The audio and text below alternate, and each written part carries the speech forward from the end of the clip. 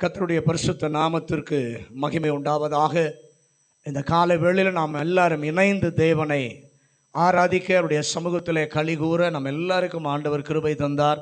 நம்மை பலப்படுத்தின தேவனுக்கு நான் நன்றி சொல்லுகிறேன். இந்த காலை வேளையிலும் ஆண்டவர் தம்முடைய வார்த்தையை கொண்டும் நம்மோடு கூட பேசுவதற்கு நாம் விட்டு கொடுப்போம். கர்த்தர் நம்மோடு கூட இடைபடுவாராக. வாசிக்கலாம். 60வது சங்கீதம் 4வது வசனம். சங்கீதம் 60:4. சத்தியத்தின் நிமித்தம் ஏற்றும்படியாக உமக்கு பயந்து நடக்கிறவர்களுக்கு ஒரு கொடியை கொடுத்தீர். எதற்காக ஆண்டவர் கொடியை கொடுத்தார்? ஏற்றும்படியாக நீர் ஒரு கொடியை கொடுத்தீர். எதற்கு ஆண்டவர் கொடியை கொடுத்தார்? நம்முடைய வாழ்க்கையில் ஒரு திருப்பு முனையை ஆண்டவர் கொடுக்கிறார் என்பதை நமக்கு நினைப்பூட்ட அவர் பிள்ளைகளுடைய கையிலே ஆண்டவர் கொடியை கொடுக்கிறார். அவர் அற்புதமான, அனுகூலமான, வல்லமையான, மகிமையான திருப்பு முனையை தருபவர். நம்முடைய கையிலே கொடியை தருகிறார். எதற்காக? ஏற்றும்படியாக. கொடியாய் இருப்பவர், கொடியை நமக்கு தருபவர், அவர் அவருடைய கொடிக்கு நம்மை முத்திரையாக நம்மை மாற்றுகிறவர். ஒரு ஆமென் சொல்லுங்களேன். கொடியை கொடுத்தவர் தீர்மானித்தபடியினாலே திருப்பு முனையை நம்முடைய வாழ்க்கையிலே ஏற்படுத்தி காட்டுவதற்கு அவர் திட்டமுடையவராய், திட்டம் வைத்திருக்கிறவராய் அவர் இருக்கிறபடியினாலே கொடியை தந்தார். அதை உயர்த்துவதற்கு கொடியை கொடுத்தது மாத்திரமல்ல, அதை உயர்த்துவதற்கு நிச்சயமாக காரணம் இருக்க வேண்டும். அதில் ஒன்று, நமக்கு நிகழ்த்தி காட்டுகிறதான அந்த வெற்றியான அனுபவங்களை ஆண்டவர் சொன்னதை செய்பவர். என்னுடையதை திரும்ப கொண்டு வரும்போது கொடியை உயர்த்த, கொண்டாடுவதற்கு அனுபவத்தை கர்த்தர் கொடுக்கிறார். அல்லேலூயா. கடந்த வாரங்களிலே பார்த்தோம், சில காரியங்கள் ஒருபோதும் நம்முடையதாகவே அது இல்லை, நம்முடையதாகவே இல்லாததை ஆனால் அதை ஜெயிப்பதற்கும், நமக்கு அதை சொந்தமாக்குவதற்கும், ஜெயிக்க வைப்பதற்கு கொடியேற்ற உதவி செய்கிற ஒரு நல்ல தேவன் நம்முடைய தேவன். அல்லேலூயா, அல்லேலூயா. கொடுத்த கொடி நம்முடைய கையிலே ஒருவேளை நெருக்கத்தின் சூழ்நிலையிலே உயர்த்த முடியவில்லை. நம்ம கையில் ஆண்டவர் கொடுத்து விட்டார். ஆனால் நம்முடைய வாழ்க்கையில் இருக்கிற நெருக்கங்கள், நம்முடைய வாழ்க்கையில் இருக்கிற சூழ்நிலைகள், நம்முடைய வாழ்க்கையில் இருக்கிற விடுதலை பெற முடியாத சில சூழ்நிலைகளினாலே கையிலே கொடுத்த கொடியை நம்மால் என்ன செய்ய முடியவில்லை? உயர்த்த முடியவில்லை. கர்த்தர் அதிலிருந்தும் விடுவிக்கிறார். ஆமென். நான் உமது ஏன் கொடியை ஏற்ற வைக்கிறார் என்று சொன்னால், கொண்டாடுவதற்கு, நம்மை மேன்மைப்படுத்துவதற்காக அல்ல. நமக்கு செய்தாரே ஒருவர், வெற்றியை கொடுத்தாரே, அவருடைய நாமத்திற்கு மகிமை வரும்படியாக, அவருடைய நாமத்திற்கு புகழ்ச்சி வரும்படியாக, அவருடைய நாமத்திற்கு மேன்மை வரும்படியாக கொடி உயர்த்த கிருபை தருகிற ஒரு நல்ல தேவன். இந்த கொடியை காண்பிக்க நம்மை ஆண்டவர் உயர்த்த சொல்லும்போது ஆண்டவர் விரும்புவது இதன் நிறத்தை, இதனுடைய வளத்தை, இதனுடைய அமைப்பை பார்ப்பதற்காக அல்ல.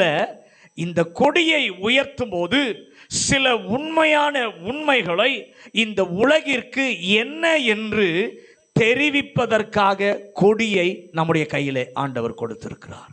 அல்லேலூயா. ரயில்வேல கார்டு சிகப்பு கொடி உயர்த்தினால் என்ன என்று நமக்கு நல்லாக தெரியும். பச்சை கொடியை உயர்த்தினால் என்ன என்று சொல்லி நமக்காக தெரிகிறது. ஒரே கை தான், ரெண்டு கொடியும் அதே கையில் தான். ஒன்று சிகப்பு கொடி, சிகப்பாக உயர்த்தினா என்ன பண்ணணும்? வண்டி நிற்கணும், ட்ரெயின் நிற்கணும். கிரீன் கொடியை காமிச்சார்னா என்ன அர்த்தம்? ரயில் கிளம்பலாம், போகலாம் என்று சொல்லி அர்த்தம். இதெல்லாம் நமக்கு நன்றாக தெரிகிற ஒரு காரியம். ஆனால் ஒரு அரண்மனையில் கொடி உயர்த்துவாங்க. அரண்மனையில் ஒரு கொடி உயர்த்துவாங்க. அந்த கொடி எதை காண்பிக்கிறது என்று சொன்னால், ராஜா உள்ளே வெற்றியோடு இருக்கிறார். ராஜா வெற்றியோடு உள்ளே சிங்காசனத்தில் என்ன பண்ணி இருக்கிறார்? அமர்ந்திருக்கிறார் என்று அர்த்தம். அரை கம்பத்திலே கொடி பறந்தால் என்னவென்றும் நமக்கு தெரியும். இதெல்லாம் நமக்கு என்ன பண்ணும்? இந்த காரியம் எல்லாம் நமக்கு நன்றாக தெரியும். ஆனா நாங்கள் கொடியை உயர்த்தும் போது நீர் தெரிவிக்க விரும்புகிற செய்தியை நான் சரியாக வெளி உலகத்திற்கு காட்ட எனக்கு கிருபை தாரும். நம்முடைய ஆண்டவர் விரும்புகிற செய்தியை நீங்களும் நானும் இந்த உலகத்திற்கு பறைசாற்றுவதற்காகத்தான் நம்முடைய கையிலே தேவன் கொடியை கொடுத்திருக்கிறார். அல்லேலூயா. நம்ம உள்ளத்தில் இந்த காலை வேளையில இருக்க வேண்டிய ஒரு சின்ன ஜெபம், கொடியை என் கையிலே தந்தவர் நீரப்பா, நான் கொடியை உயர்த்த வேண்டும் என்று தருகிறீர்.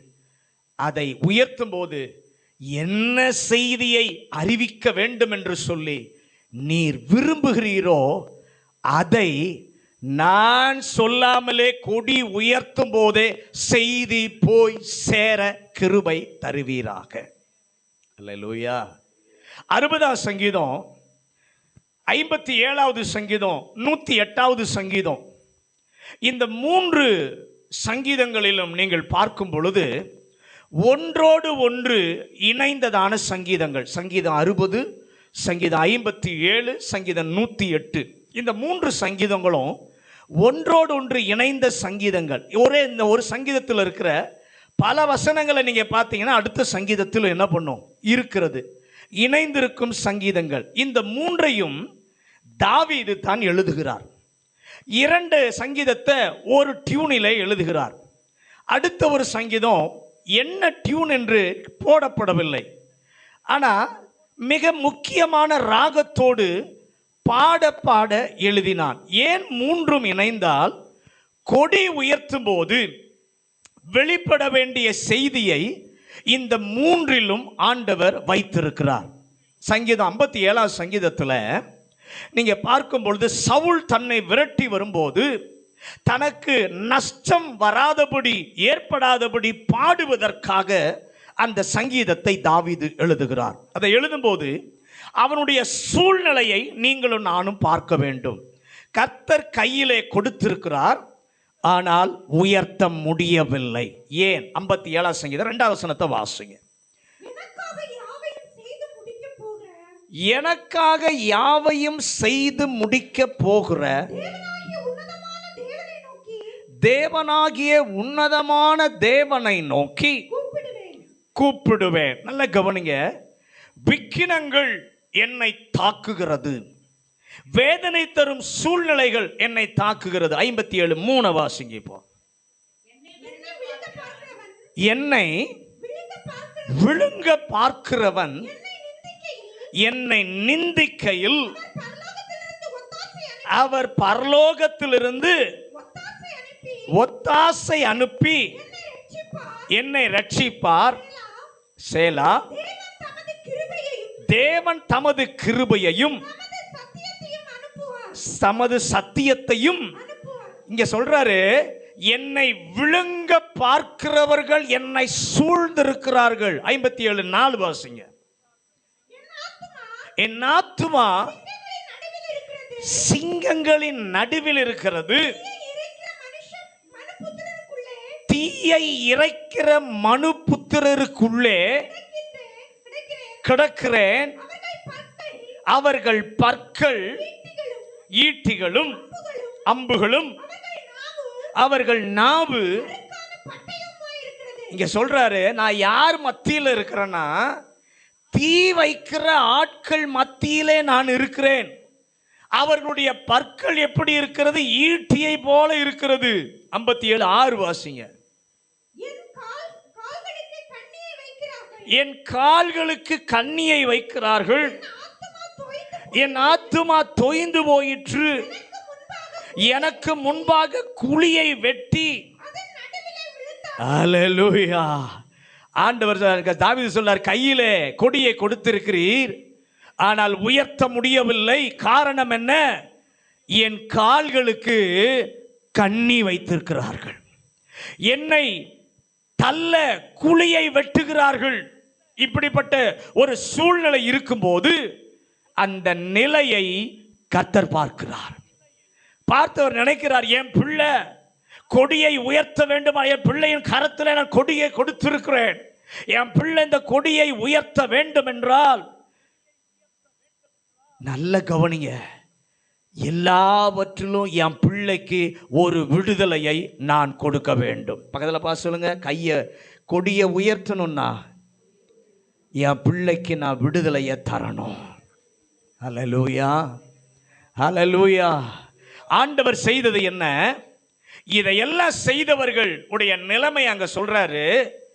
யாரெல்லாம் என்ன தள்ளும்படியாய் குழியை வெட்டினார்களோ அவர்களே அந்த குழியிலே விழுவதற்கு தேவன் செய்கிறார். ஆமென். குழி வெட்டினது யாருக்கு? கர்த்தருடைய பிள்ளைக்கு. ஆனா யார் குழியை வெட்டினானோ அவனையே கர்த்தர் குழியிலே தள்ளுகிறார். செய்த உடனே தாவீதிற்கு இப்ப புரிந்து விட்டது, கர்த்தர் கொடுத்த கொடியை ஏற்ற ஆண்டவர் எனக்கு விடுதலை கொடுத்து விட்டார். ஏன்னா என் கால்களுக்கு தான் கண்ணி வச்சாங்க. என்னால தீயை வைக்கிற ஆட்கள் மத்தியில தான் நான் இருந்தேன். ஆனா இப்ப கர்த்தர் எனக்கு விடுதலை கொடுத்து விட்டார் என்பதை தாவீது புரிந்து கொள்ளுகிறான். அந்த விடுதலையின் நேரம் இந்த ஆராதனையில இங்க இருக்கிற அத்தனை பேர் வாழ்க்கையிலும் கடந்து வருவதாக ஒவ்வொருவருக்கும் வர கிருபை செய்வீராக. எந்த காரணத்தினாலே அப்பா எங்களுடைய பிள்ளைகள் கொடியை உயர்த்த முடியவில்லையோ, உயர்த்தப்படுவதற்கு இந்த ஆராதனையிலே என் ஆண்டவர் உதவி செய்வாராக. அவர் வல்லமை இந்த காலை வேளையிலே இந்த ஆராதனையிலே வெளிப்படுவதாக.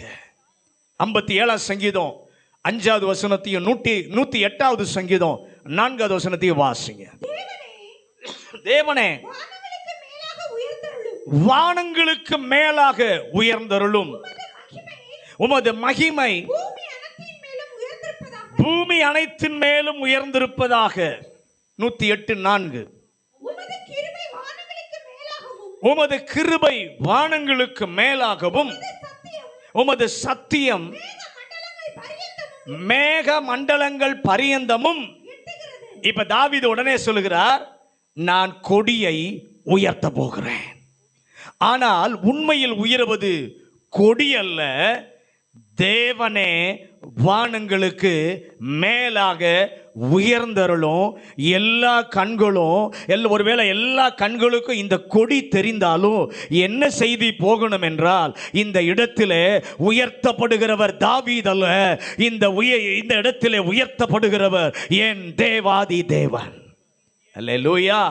இது எங்க இருந்தாலும் தாவீது உயர்த்தி சொல்கிறார், எனக்காக யாவையும் செய்து முடிக்க போகிற தேவன் அவர் என்னுடையவர். ஆண்டவரே, உம்மை நாங்கள் உயரமாய் உயர்த்துவதற்கு எங்கள் கொடி உயரத்தக்க சூழ்நிலையின் விடுதலைகளை இந்த காலை வேளையிலே கர்த்தர் எங்க வாழ்க்கையிலே தருவீராக.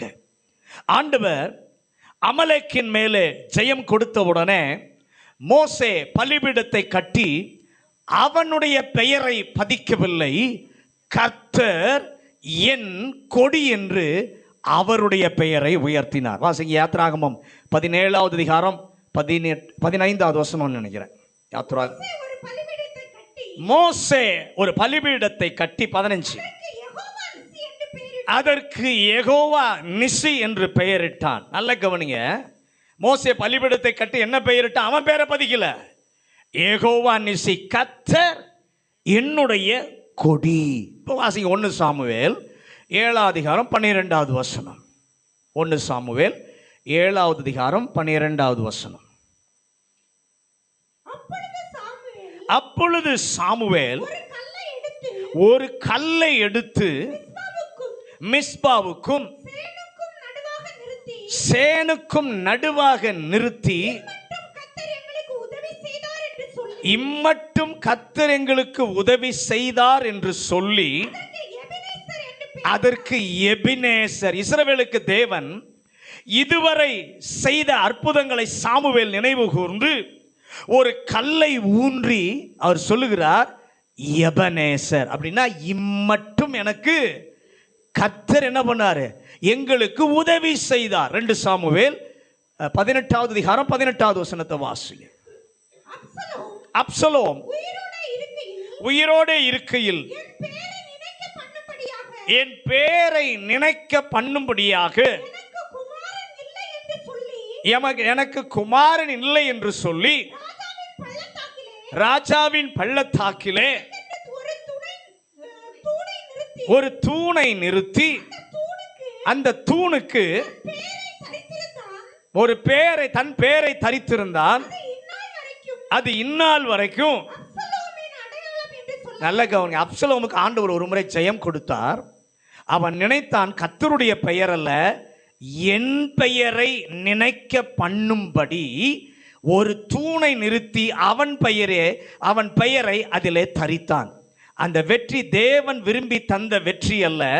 கர்த்தருடைய கொடியை உயர்த்தும் போது நம்மை சூழ்ந்து கவனிக்கிறவர்கள் அவருடைய மனதிலே சென்று அடைய வேண்டியதான 3 செய்திகள் உண்டு. பக்கத்தில் பார்த்து சொல்லுங்க. நம்மை சூழ்ந்து கவனிக்கிறவர்கள் நம்மளை கவனிச்சிட்டு இருக்கிறாங்க. அவர்கள் மனதில் சென்று அடைய வேண்டிய 3 செய்திகள் உண்டு. அந்த செய்தி போய் சேரணும். இதுக்காகத்தான் நாங்கள் கொடியேற்றுகிறோம் என்ற அந்த செய்தி அவருடைய மனதில் என்ன பண்ண வேண்டும்? போக வேண்டும். கொண்டாடுவதற்கு மட்டுமல்ல. அது என்ன என்று சொன்னார்? எதற்காக கொடியை உயர்த்த சொல்லுகிறார் என்று சொன்னால், எங்கள் தேவன் உயர்ந்தவர், எல்லா தேவர்களுக்கும் மேலானவர் என்று மொட்டையாக சொல்லாமல், சொல்லி போகாமல், என் பிள்ளைக்கு ஜெயம் கொடுத்து கொடி உயர்த்தும் போது ஆண்டவர் வெளிப்பட விரும்புகிற 3 செய்திகள் உண்டு. இன்றைக்கு அதைத்தான் நாம் என்ன பண்ண போகிறோம்? பார்க்க போகிறோம். முதலாவது செய்தி, வெளிப்பட வேண்டிய முதலாவது செய்தி 108வது சங்கீதம் 4வது வசனம். சங்கீதம் 108:4. உமது கிருபை வானங்களுக்கு மேலாகவும் உமது சத்தியம் மேக மண்டலங்கள் பரியந்தமும் எட்டுகிறது. முதலாவது என்ன தெரியுமா? டிரைவிங் ஃபோர்ஸ், அவருடைய கிருபை. அவருடைய கிருபை. 3 காரியங்களை சொல்றேன். முதல் வெளிப்பட வேண்டிய செய்தி டிரைவிங் ஃபோர்ஸ். நல்ல கவனிங்க. உமது அந்த வசனம் சொல்லுது, உமது கிருபை வானங்களுக்கு மேலாக எட்டுகிறது. ஆண்டவர் என்ன எதிர்பார்க்கிறார்? என் பிள்ளைக்கு, என் ஜனத்திற்கு நான் ஜெயம் கொடுத்து அற்புதத்தை செய்து வாக்கை எல்லாம் நான் நிறைவேற்றுகிறேன். என்ன வாக்கு? ஏதோமின் மேல் வெற்றி கொடுத்து கீலேயாத்தை சொந்தமாக கொடுத்து அவர்கள் கொடி உயர்த்துவார்கள். உயர்த்தும் போது முதல் செய்தி, நீர் எங்களுக்கு ஜெயம் தரும்போது, இந்த பிசின் தைலத்தை தரும்போது, சிறந்த ஐடியாவை தரும்போது, சிறந்த வெற்றியை எங்களுக்கு தரும்போது, நாங்கள் கொடியை உயர்த்தி கொண்டாட வரும்போது வெளிப்பட வேண்டிய முதல் செய்தி, என்னாலே ஒன்றுமில்லை, எல்லாம் அவருடைய கிருபை. சொல்லுங்க, என்னாலே ஒன்றுமில்லை, எல்லாம் அவருடைய கிருபை. ஒருவேளை நம்முடைய வாழ்க்கையில நம்மளை கொண்டு ஆண்டவர் காரியங்களை செய்திருக்கலாம், நம் மூலமாக சாதனைகள் நடந்திருக்கலாம், வெற்றி வந்திருக்கலாம். ஆனா கர்த்தர் வெளிப்படுத்த விரும்புகிற முதல் செய்தி, என்னாலே இது ஒன்றுமில்லை, இது அவருடைய கிருபை. இந்த செய்தி எங்க வரைக்கும் போகணும்னா, வானம் வரைக்கும் போகணுமா? இந்த செய்தி எது வரைக்கும் போகணும்? வானம் வரைக்கும் போகணும். இயற்கையாகவே நம்ம கண்ணிலே பார்க்கக்கூடிய அதிகபட்ச எல்லை எது? வானம். அப்போ கை உயர்த்தி எல்லாரும் சொல்ல, ஆண்டவரே, நீர் எங்களுக்கு அற்புதம் செய்யும் போது ஒன்றை நாங்கள் மறக்க மாட்டோம். நீர் எங்களுக்கு அற்புதம் செய்யும் போது இது கர்த்தரின் கிருபையால் தான் வந்தது என்று சொல்லி எல்லாருக்கும் தெரிய ஒரு சாட்சி நம்முடைய வார்த்தை, நம்முடைய செயலிலே இருக்க கர்த்தர் எதிர்பார்க்கிறார். ஆமென், அல்லேலூயா. எப்படி இது கர்த்தரின் கிருபையால் தான் என்று அப்படி ஒரு செய்தி திருப்பு முனையிலே கன்வே ஆக கர்த்தர் உதவி செய்வாராக. நல்ல கவனிங்க, மற்றவர்கள் செய்வதை நாம் செய்திருந்தால் அது வராது. பக்கத்தில் பார்த்து சொல்லுங்க, மற்றவர்கள் செய்வதை போலவே நாமும் செய்திருந்தால் அந்த செய்தி வராது. நமக்கு இருந்த அபார திறமையினாலே செய்திருந்தால் வராது. பக்கத்தில் பார்த்து சொல்லுங்க, ஒருவேளை உங்களுக்கு அபாரமான திறமை இருந்திருக்கலாம், அந்த திறமையினால் நடந்திருந்தா இந்த செய்தி வராது. நமக்கு இருந்த அபார திறமை, இன்னும் சொல்ல போனா எவராலும் செய்ய முடியாததை ஆண்டவர் உங்களை பயன்படுத்தி செய்திருந்தால் அதுதான் செய்தி வெளியே வரும். ஆமென் சொல்லுங்க. எல்லாரும் செய்யறதை செஞ்சா பிரயோஜனம் இல்லை.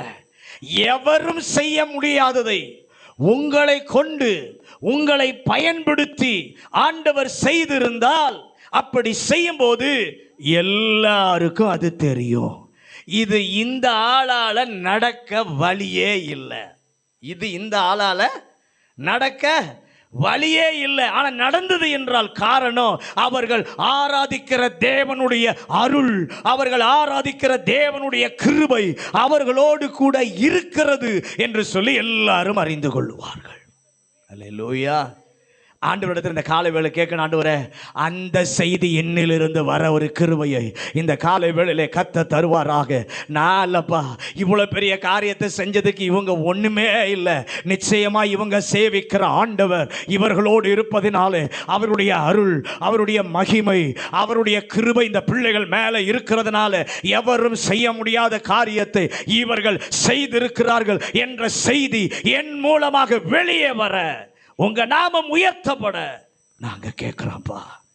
ஏதோ சாதாரணமாய் என்னுடைய வாழ்க்கையில நடந்தால் வராது. இயல்பாக எந்த மனிதனும் செய்ய முடியாததை ஈட்டியினால் நடந்தால் வராது, கூடாம் கல்லினால் நடந்தால் வரும். ஆமென் சொல்லுங்களேன். ஏன்னா ஈட்டி எல்லாரும் பயன்படுத்துறாங்க. ஈட்டியை கொண்டு ஜெயிப்பது பெரிய காரியம் அல்ல. ஆனா கூழாங்கல்லை இதுவரைக்கும் யாரும் பயன்படுத்தல. கூழாங்கல்லை கொண்டு கர்த்தர் வீழ்த்தும் போது கர்த்தருடைய நாமம் உயர்த்தப்படும். ஏனால் எவரும் செய்ய முடியாததை இந்த காரியத்தை கொண்டு கர்த்தர் செய்கிறார் என்று சொன்னால் அந்த செய்தி வெளியிலே வரும். ஹல்லேலூயா, ஹல்லேலூயா. நல்ல கவனி. ஆண்டவரின் கிருபையால் நடந்தது என்று சொல்லப்படுவதற்கு கொடி உயர்த்தப்படும் போது மக்கள் இது ஆண்டவரின் கிருபை என்று சொல்ல செய்யும். ஆதியாகமம் 39 அதிகாரம் 21 வசனத்தை வாசிங்க. கர்த்தர் யோசேப்போடே இருந்து அவன் மேல் கிருபை வைத்து சிறைச்சாலைக்காரனுடைய தயவு அவனுக்கு கிடைக்கும்படி செய்தார். ஆண்டவர் யோசேப்பை பயன்படுத்தினார், யோசேப்பை ஆசீர்வதித்தார், அவனை மேன்மைப்படுத்தினார், யோசேப்பை உயர்த்தினார். எல்லாம் அவனுக்கு கிடைச்சது. பக்கத்தில் பேசலுங்க, யோசேப்பை கர்த்தர் பயன்படுத்தினார், கர்த்தர் ஆசீர்வதித்தார், அவனை மேன்மைப்படுத்தினார், உயர்த்தினார். ஆனால் வாழ்க்கையிலே இவை எல்லாம் நடப்பதற்கு ஒரு காரணத்தையும் கர்த்தர் வைத்திருந்தார். அல்லேலூயா. கர்த்தர் யோசேப்போடே இருந்த வசனம் அழகா சொல்லுது. கர்த்தர் யோசேப்போடே இருந்து அவன் மேல் கிருபை வைத்து, அதுதான் ரொம்ப முக்கியம். பக்கத்தில் பார்த்து சொல்லுங்க, யோசேப்போடே இருந்து கர்த்தர் கிருபை வைத்தார். ஹல்லேலூயா, ஹல்லேலூயா. அப்படி ஒரு செய்தி நான் சொல்லக்கூடாதப்பா, நான் சொல்லாமலே செய்தி மற்றவர்களுக்கு வெளிப்படணும். கர்த்தர் யோசேப்போடை பயன்படுத்தி கிருபை வைத்ததுனால தான் சிறைச்சாலையில் போனாலும் சிறைச்சாலை காரனுடைய தயவு அவனுக்கு கர்த்தர் கிடைக்க பண்ணினார். அல்லேலூயா. முதல் செய்தி அவர் கிருபை என்று சொல்லி கேட்பார்கள். 1 கொரிந்தியர் 5 அதிகாரம் 15 அதிகாரம் 10வது வசனம். 1 கொரிந்தியர் 15:10. ஆகிலும் நான் இருக்கிறது தேவ கிருபையினாலே இருக்கிறேன். அவர் எனக்கு அருளிய கிருபை விருதாவாய் இருக்கவில்லை. அவர்கள் எல்லாரிலும் நான் அதிகமாய் பிரயாசப்பட்டேன். ஆகிலும் நான் அல்ல, என்னுடைய இருக்கிற தேவ கிருபையே அப்படி செய்து. நல்ல கவனிங்க, அப்போஸ்தலர்களிலே அவன் ஒருவன் அல்ல, பின்னால் தேர்ந்தெடுக்கப்பட்டவன், உருவத்தில் அதாவது உருவத்திலே குள்ளமானவன், சரீரத்திலே வேதனை நிறைந்தவன். ஆனாலும் அவன் சொல்கிறான் 10வது வசனத்தில், நான் இருக்கிறது தேவ கிருபையினாலே. அப்போஸ்தலர் எல்லாரை விட கர்த்தர் என்ன பண்ணுகிறார்? பயன்படுத்துகிறார். அவர்களை விட ஸ்தாபிக்க, சபைகளை ஸ்தாபிக்க, நிருபங்களை எழுத என்னை கர்த்தர் போக செய்கிறார். மேலான கிரியைகளை கர்த்தர் செய்கிறார், இன்னமும் செய்ய இருக்கிறார். இது எல்லாம் நான் படித்த படிப்பு அல்ல, என்னுடைய திறமை அல்ல, எனக்குள் இருக்கிற தேவ கிருபையே அப்படி செய்தது. அப்படி ஒரு சாட்சி, அப்படி ஒரு செய்தி என்னுடைய குடும்பத்தில், எனக்கு என்னுடைய நண்பர்கள், என்னை அறிந்தவர்கள், என்னை அறியாதவர்கள் அறிந்து கொள்வதற்கு ஏற்ற ஒரு கிரியையை நீர் நடப்பிப்பீர் என்றால் கொடி உயர்த்தும் போது செய்தி வெளிப்படும். ஆமென். கலாத்தியர் 2ஆம் அதிகாரம் 9வது வசனத்தை வாசிங்க. கலாத்தியர் 2:9. எனக்கு அருளப்பட்ட கிருபையை அறிந்தபோது தூண்களாக எண்ணப்பட்ட யாக்கோபும் கேபாவும் யோவானும்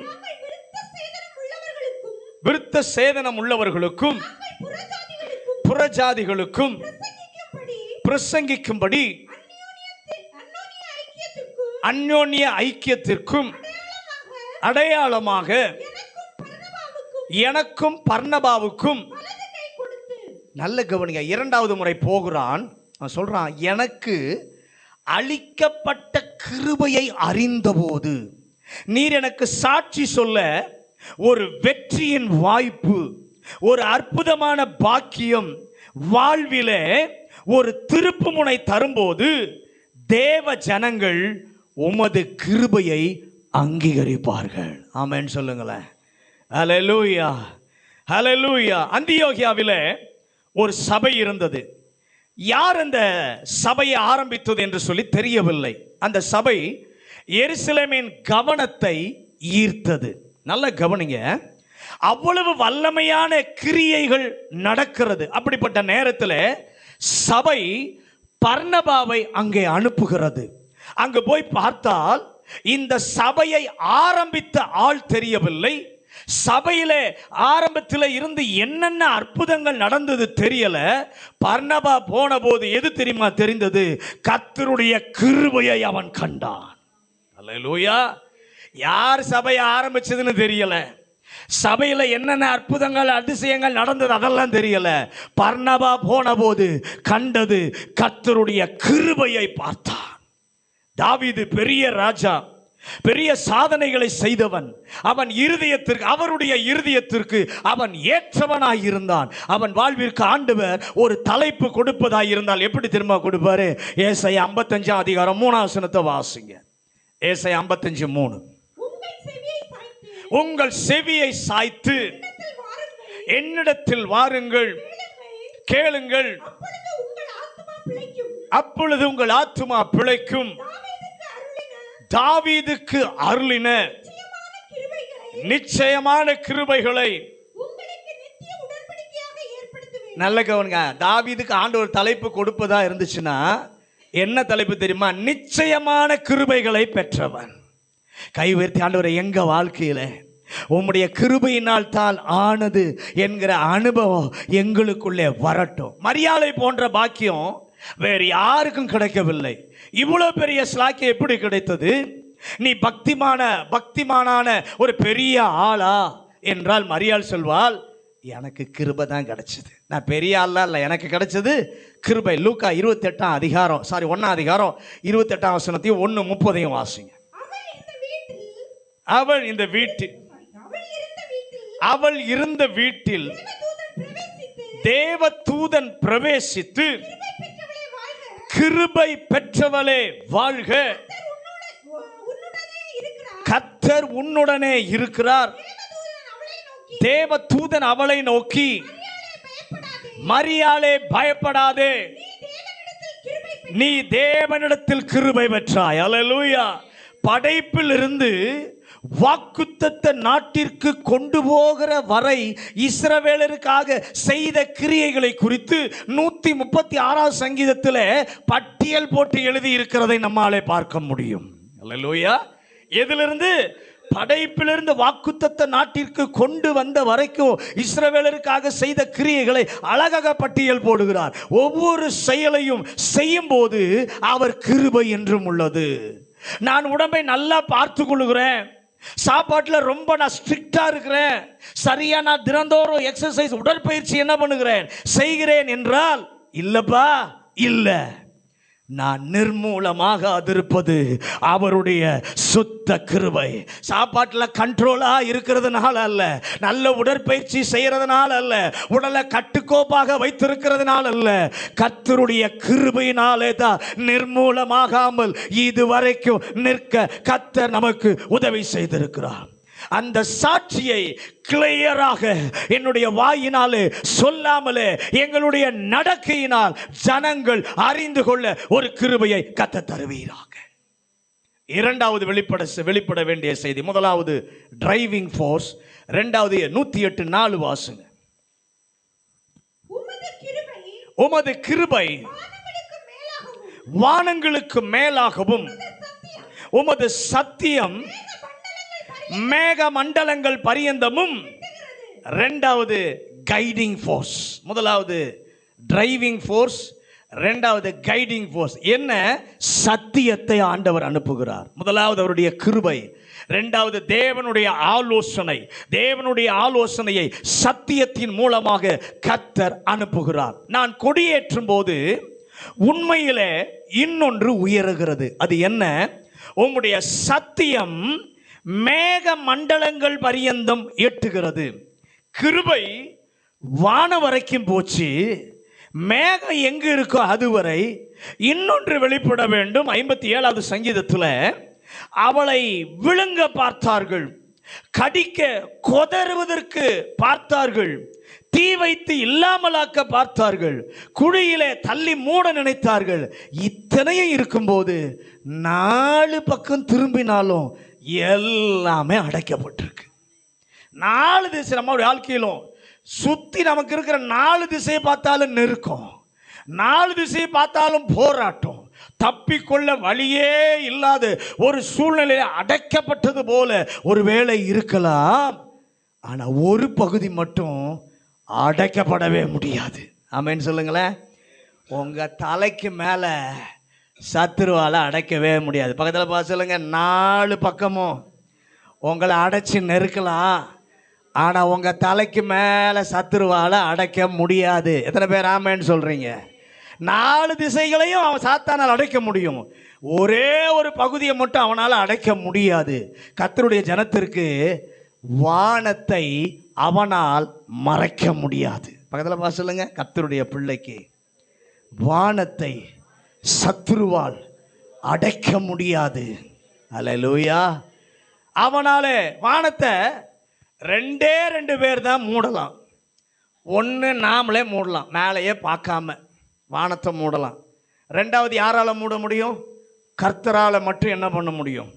மூடலாம். தாவீது அப்படி இருக்கும்போது தன் தலையை இப்போ தாவீது கொஞ்சம் உயர்த்தி பார்க்குறான். சுற்றி 4 பக்கம் அடைக்கப்பட்டிருக்கு நெருக்கம். தாவீது தலையை என்ன பண்ணுறான்? கொஞ்சம் உயர்த்தி பார்க்குறான். 57 சங்கீதம் 3 வசனத்தை வாசிங்க. சங்கீதம் 57:3. என்னை விழுங்க பார்க்கிறவன் என்னை நிந்திக்கையில் அவர் பரலோகத்திலிருந்து ஒத்தாசை அனுப்பி என்னை ரட்சிப்பார். தேவன் தமது கிருபையையும் தமது சத்தியத்தை அனுப்பார். என் தேவன் பரலோகத்திலிருந்து ஒத்தாசை அனுப்பினார்.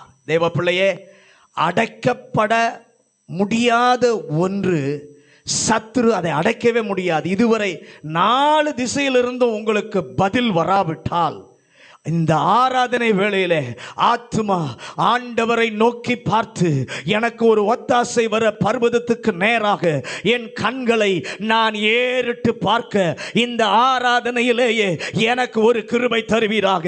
என்னை சுத்தி நான் பார்க்க முடியல, எல்லாம் அடைக்கப்பட்டிருக்கு. ஆனா ஒத்தாசை வருகிற பர்வதத்தை சத்துருவால அடைக்க முடியாது. என் கண்களை உயர்த்தி, என் தலையை உயர்த்தி ஒத்தாசை வருகிற பர்வதங்களை இந்த காலை வேளையிலே நான் நோக்கி பார்க்கிறேன். அவன் ஏறெடுத்த போது கர்த்தர் ஒத்தாசையை அனுப்பினார். பக்கத்தில் பார்த்து சொல்லுங்க, ஏறிட்டு பார்ப்பீர்களானால் ஒத்தாசை அங்கிருந்து உங்களுக்கு வரும். எத்தனை பேர் விசுவாசிக்கிறீங்க? அனுப்பினார். அது என்ன?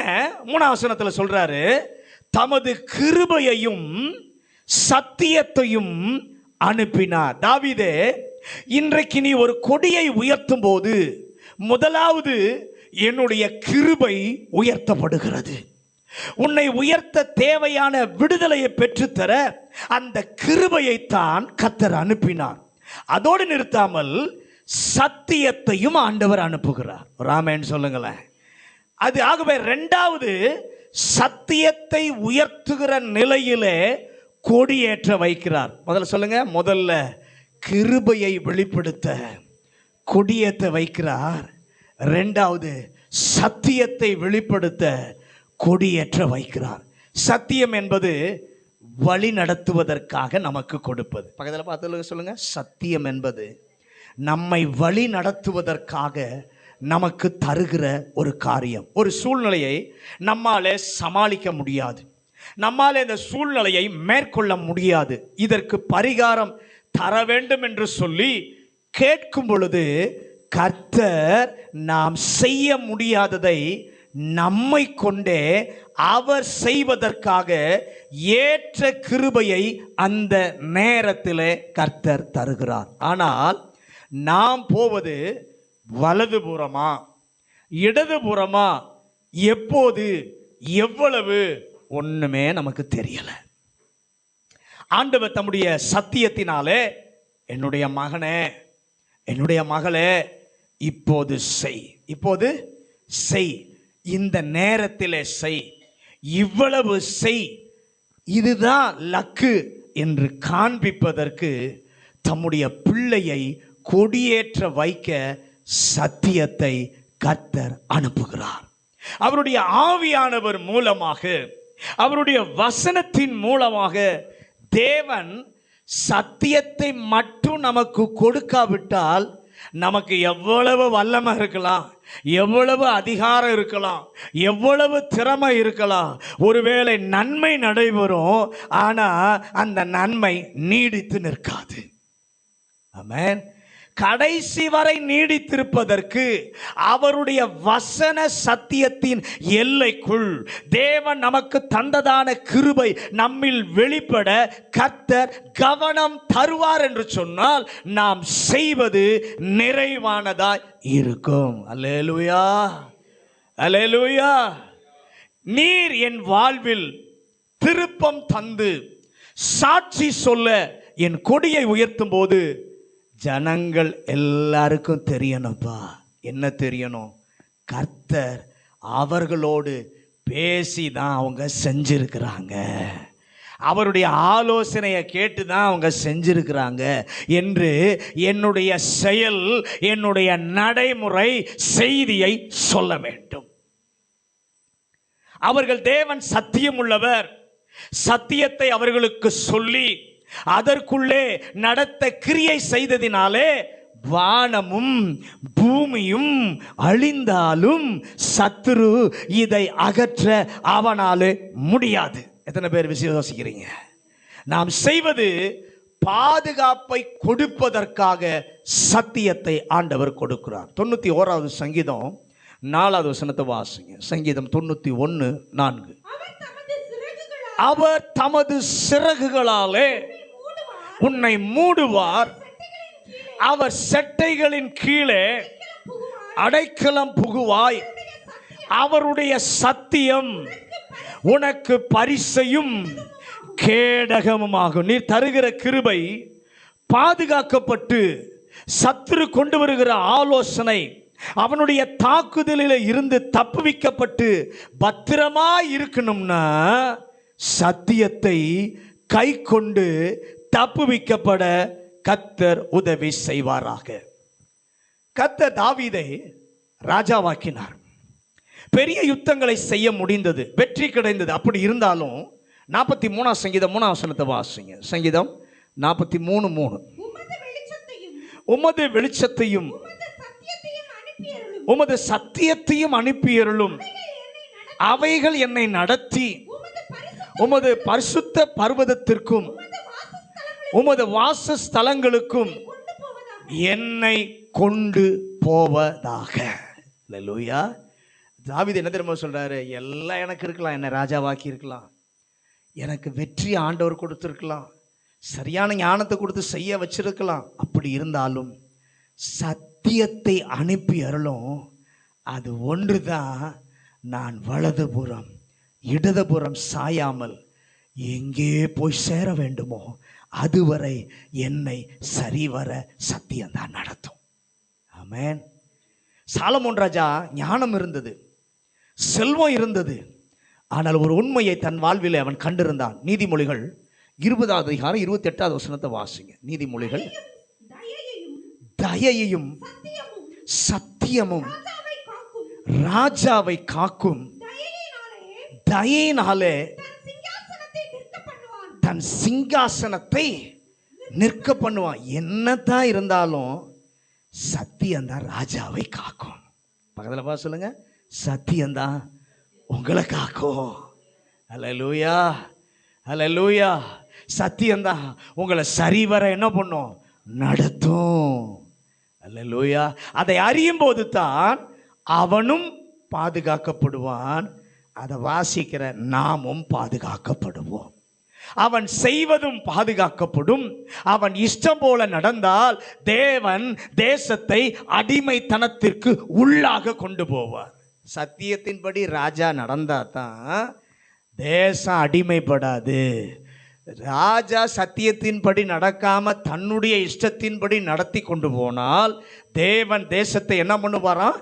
அடிமைத்தனத்திற்கு உள்ளாக கொண்டு போவார், அனுப்புவார். சத்தியத்தின்படி நடந்தால் தேசத்தை ஆசீர்வதித்து என் ஆண்டவர் நிலைக்க பண்ணுவார். கை உயர்த்தி, ஆண்டவரே நீர் எங்களுக்கு தருகிற நடத்துவதாக இருந்தாலும் ஸ்தோத்திரம்.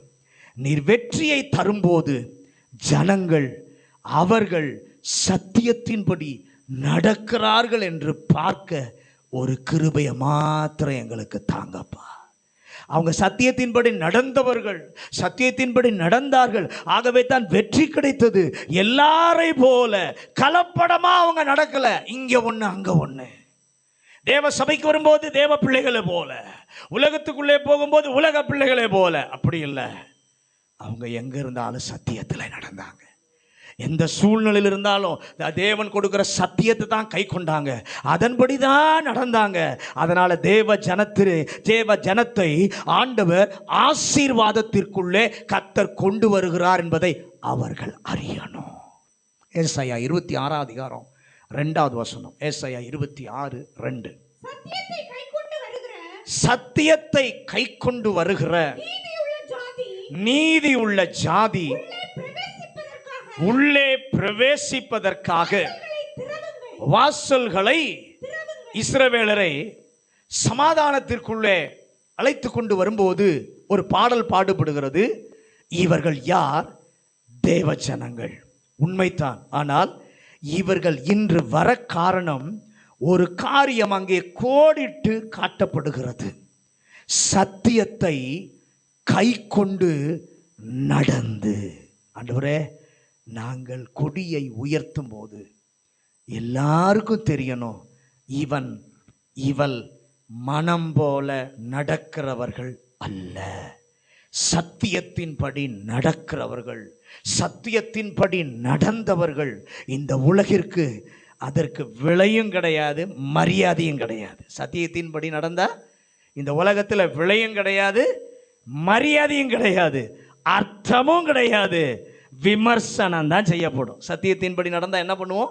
விமர்சனம் தான் செய்யப்படுவோம். ஆனால் ஆண்டவரே, என்ன விமர்சனம் வந்தாலும் சரி, என்ன விலை கொடுக்கலன்னாலும் சரி, என்ன மரியாதை இல்லைனாலும் சரி, உங்கள் சத்தியத்தை மாத்திரம்தான் நான் கை கொண்டு நடப்பேன். அப்படி கை கொண்டபடியினாலே தேவன் அவர்களை தலைகுனிய வைக்கவில்லை. ஆமென். இவர்களை குடியேற்ற வைத்திருக்கிறார் என்று சொல்ல செய்தி போக வேண்டும். ஆண்டவர் இஸ்ரவேல் ஜனங்களை நடத்தின விதங்களில் எல்லாவற்றையும் உபாகமம் 31வது அதிகாரம், 32வது அதிகாரம், 33வது அதிகாரத்தில் வீட்டில் போய் வாசித்து பாருங்க.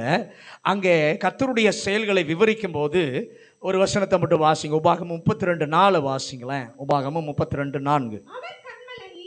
அவர் கன்மலை, அவர் கிரியை உத்தமமானது, அவர் வழிகளெல்லாம் நியாயம், அவர் நியாய கேடில்லாதவர், சத்தியமுள்ள தேவன், அவர் நீதியும். அல்லேலூயா. உம்முடைய வழிகள் ஒன்றை காண்பிக்கிறது. எதை காண்பிக்கிறது? நீர் நியாய கேடு இல்லாத சத்தியமுள்ள தேவன். எத்தனையோ காரியம் வருது, எத்தனையோ நபர்கள் வர்றாங்க, ஆனால் இவர் மட்டும்தான் சத்தியம் உள்ளவர் என்பதை காண்பிக்கிறது. சத்தியம் விற்கப்படுகிற இந்த காலத்தில், சத்தியம் அடக்கி வைக்கப்படுகிற இந்த காலத்தில், சத்தியத்தை கை கொண்டதினாலே தேவனை கனப்படுத்தின அவர்களை தேவன் கனப்படுத்தி இருக்கிறார் என்று புரிந்து கொள்ளுகிற ஒரு செய்தி என் மூலமாக இந்த மாதத்தில் வெளிப்படுவதாக. அல்லேலூயா. ஆண்டவரே, என் மூலமாக வெளிப்பட எங்களுக்கு, எங்கள் குடும்பங்களுக்கு கர்த்தர் உதவி செய்வீராக. எல்லாரும் கண்களை மூடுவோம். நேரமாயிட்டு. கொடியை உயர்த்தும் போது 3 செய்தி வெளிப்பட கர்த்தர் எதிர்பார்க்கிறார். கொண்டாடுவதற்காக மாத்திரமல்ல, கொடியை உயர்த்தும் போது 3 செய்தி வெளிப்படணும். ஒன்று டிரைவிங் ஃபோர்ஸ். அது என்னன்னா, என்னாலே அல்ல, எல்லாமே அவர் கிருபை. எல்லாமே அவர் கிருபை. என் தாளந்த் அல்ல, என் திறமை அல்ல, என்னுடைய ஞானம் அல்ல, என்னுடைய அனுபவம் அல்ல, இது நடந்தது தேவ கிருபை. அப்போஸ்தலனாகிய பவுல் சொல்கிறார், எல்லாருடைய கிருபை. என்னை நடத்தினது அவர் கிருபை. இவ்வளவு தூரம் என்னை மேன்மைப்படுத்தினது அவருடைய கிருபை. முதலாவது அந்த செய்தி, இது அவருடைய கிருபை என்று சொல்லி வெளிப்படுகிற செய்தி நாம் கொடியேற்றும் போது முதலாவது போக கர்த்தர் எதிர்பார்க்கிறார். 2வது செய்தி கைடிங் ஃபோர்ஸ். சத்தியத்தை கர்த்தர் அனுப்புகிறார். கிருபை வானம் வரைக்கும் போகணும், சத்தியம் மேக மண்டலங்கள் வரைக்கும் அது ஏற்றுக்கணும். ஆண்டவரே, எங்கள் வாழ்க்கையில் சத்தியத்தை நீர் கொடுப்பதற்கு காரணம் எங்களை சரிபடுத்துவதற்கு, எங்களை சீராக்குவதற்கு, எங்களை நேராக்குவதற்கு, எங்களை வழி நடத்துவதற்கு. எங்கள் வாழ்க்கையில் வருகிற சூழ்நிலைகளை சமாளிக்க முடியாத போது, மேற்கொள்ள முடியாத போது, ஆண்டவரே இதற்கு பரிகாரம் எனக்கு தர வேண்டும் என்று சொல்லி கேட்கும் பொழுது, ஆண்டவரே எவரும் செய்ய முடியாததை எங்களுக்கொண்டே செய்ய வைப்பதற்கு கிருபையை தருகிறீர். ஆனால் ஆண்டவரே, நான் போவது வலது புறமா, நான் போவது இடதுபுறம் என்பது எவ்வளவு எங்கே எனக்கு தெரியவில்லை. ஆண்டவருடைய சத்தியத்தினாலே, ஆண்டவரே இப்போது செய், இந்த நேரத்தில் செய், இவ்வளவு செய், இதுதான் உன்னுடைய லக்கு என்று சொல்லி உம்முடைய சத்தியத்தின் மூலம் எங்களை நடத்துகிறீரே. அந்த செய்தி வெளியே போகணும். ஆண்டவரே, இந்த பிள்ளை, இந்த சபை, இந்த குடும்பம் கர்த்தருடைய சத்தியத்தை கேட்டு நடக்கிறவர்கள், அந்த சத்தியத்திற்கு ஒப்பு கொடுத்தவர்கள், அந்த சத்தியத்தின்படியே வாழ்க்கை அமைத்தவர்கள், அப்படி நடப்பதனாலே தான் இவர்கள் மூலமாக காரியங்கள் நடக்கிறது என்று சொல்லி அந்த செய்தி வெளியே போக செய்யும். ஆண்டவரே, இந்த 2 காரியங்களை இந்த காலைவெளியில் பேசி இருக்கிறேன். ஆண்டவரே, உம்முடைய கிருபை எவ்வளவு பெருசு என்பதை எல்லாம் எங்களை மறைச்சி தேவ கிருபை என்பதை மாத்திரம் வெளிக்காட்ட கர்த்தர் அந்த செய்தி மாத்திரம் வெளியே போக உதவி செய்யும். ஆண்டவரே, 2வது உம்முடைய சத்தியத்தை வெளிப்படுத்தும். இன்னைக்கு நம்ம வாழ்கிற இந்த காலகட்டம் சத்தியத்தை விலை பேசுகிற காலம், சத்தியத்தை அடக்கி ஆளுகிற, சத்தியத்தை மறைக்கிற காரியம் இன்றைக்கு உலகத்தில் இருக்குது. ஆனால் ஆண்டவர்கிட்ட இந்த காலை வேளையில் கேளுங்க, ஆண்டவரே இந்த காலத்தில் வாழ்ந்தாலும் உம்முடைய சத்தியத்தின்படி வாழ எனக்கு ஒரு கிருபை தார் ஆண்டவரே. சத்தியத்தை கை கொண்டதினாலே, தேவன் சத்தியத்துக்கு கை கொண்டு தேவ சத்தியத்துக்கு கீழ்ப்படிஞ்சு தேவனை கனப்படுத்தின அவர்களை தேவன் கனப்படுத்தி இருக்கிறார் என்று புரிந்து கொள்ளுகிற ஒரு செய்தி வெளியே போக கர்த்தர் உதவி செய்வீராக, உதவி செய்வீராக. பரலோக பிதாவே, இந்த நல்ல காலை வேளைக்காக நன்றி அப்பா. இந்த காலை வேளையில் ஆண்டவர் எங்களோடு பேசின நம்முடைய நல்ல வார்த்தைகளுக்காக ஸ்தோத்திரம். ஆண்டவரே, எங்கள் கையில் கர்த்தர் கொடியை கொடுத்திருக்கிறேன். அந்த கொடியை ஏற்றும் போது 3 செய்திகள் வெளிப்பட வேண்டும். முதலாவது செய்தி, டிரைவிங் ஃபோர்ஸ். என்னுடைய வாழ்க்கையில் நடப்பதெல்லாம் என்னாலே அல்ல, எல்லாம் தேவ கிருபை. அந்த செய்தி வெளியே போகணும் ஆண்டவரே. ரெண்டாவது, கைடிங் ஃபோர்ஸ். கர்த்தர் சத்தியத்தை அனுப்புகிறார் எனக்கு ஆலோசனை தருவதற்கு, என்னை சரியாய் நடத்துவதற்கு. பரிசுத்த ஆவியானவர் தம்முடைய சத்தியத்தை அனுப்புகிறார், அவருடைய வசனத்தை அனுப்புகிறார். அதை நான் கேட்டு நடக்கும்போது ஆண்டவரே செய்தி ஒன்று வெளியே போகும்.